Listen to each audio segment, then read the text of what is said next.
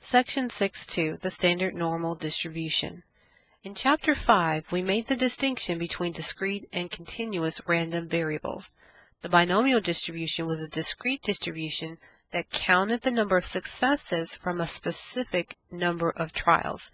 And that distribution was discrete because we could only have whole numbers or integers, 1, 2, 5, 10 successes. In this chapter, we're going to concentrate on continuous distributions and specifically the normal distribution. Now, the normal distribution is especially important because a significant number of real situations naturally produce a roughly symmetric bell-shaped curve. Take a look at the following graph. This graph was produced from a sample of 75 men who reported their weight in pounds. Now, keep in mind 75 men or people or whatever is relatively small when you're talking about all people or something to that magnitude. So it's relatively small, but even with this small sample, you can already see a trend. Notice how most of the data values are concentrated in the middle, but tend to trail off in the right tails and left tails. So if we look at this, we see most men, for whatever this sample is representative of, are between 130 or so pounds to 190 to 210, most men. And then if you see in the tails, we have some men that are over that weight, 200 to 10, where some men might be under the weight of 130. So most men fall in that middle category, but as we tend to get to heavier weights or lighter weights, that's when we get smaller values, and we call those the tails. They start to thin out. Well, if we can verify that a data set is approximately normal or bell-shaped like this one, we can calculate various statistics that help with making inferences about the sample or the population or predictions about the future. We've actually already been exposed to the normal distribution with the empirical rule. And recall for bell-shaped data, specifically bell-shaped data, we learned that approximately 68% of the data is contained within one standard deviation of the mean. So either one standard deviation higher than the mean or one standard deviation lower than the mean, and between those two values, we captured 68% of our data. If we went out to 2 standard deviations of the mean, then we captured 95% of our data. And if we went out to 3 standard deviations of the mean, then we captured 99 or 99.7% of our data. So those values are at specific standard deviations, 1, 2, and 3. But we might have something that's 1.25 standard deviations higher than the mean, or negative 0.25 standard deviations below the mean. And we want to still be able to find the area between values such as that.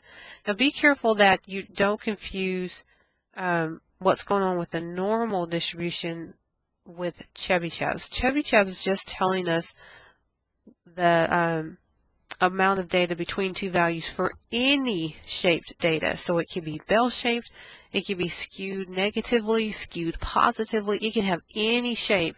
And Chebyshev is giving us kind of a broader range of how much data is included between two values.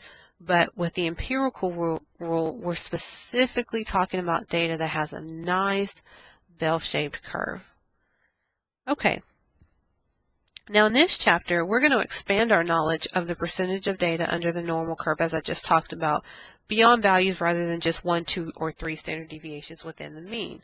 That curve that we see, that nice smooth curve of the normal distribution, can be defined by the following equation.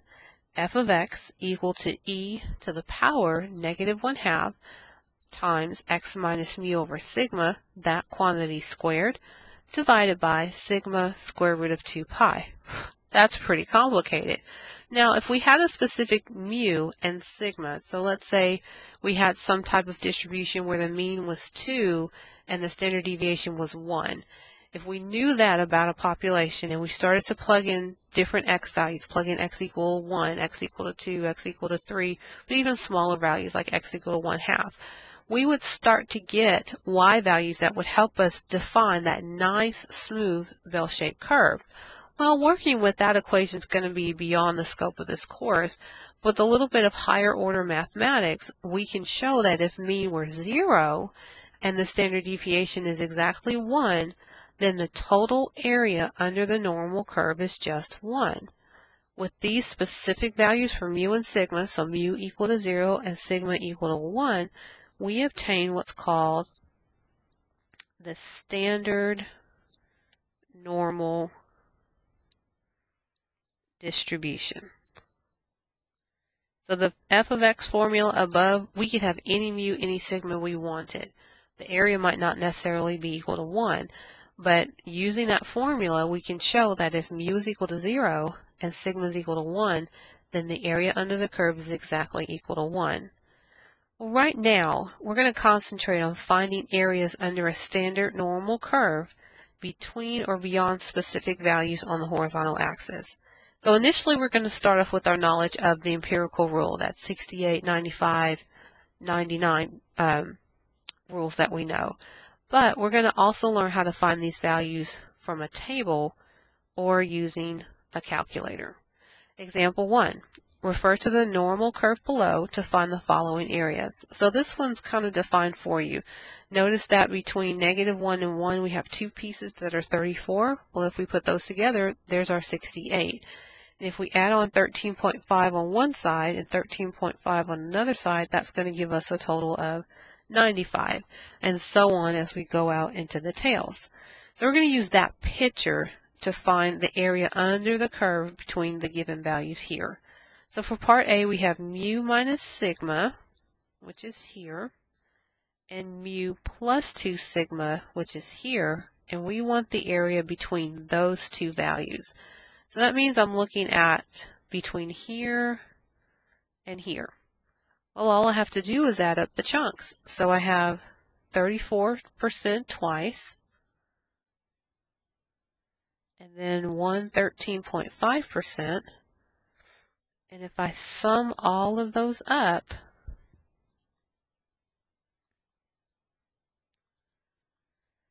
I get 81.5. So between mu minus sigma, which is one standard deviation below the mean, and mu plus 2 sigma, or 2 standard deviations above the mean, the amount of data I capture in between those two values is 81.5%. Okay, take a look at B. To the left of mu plus sigma. Mu plus sigma is right here. And if we want to go to the left of that value, that means we want everything this way. So that means I'm going to add up 0.15, 2.35, 13.5, and then two sections of 34. Let's see what that gives us.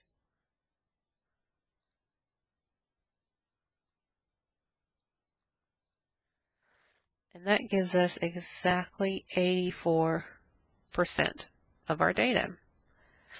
And finally, to the right of mu. Well, mu is right in the middle. So that means if I want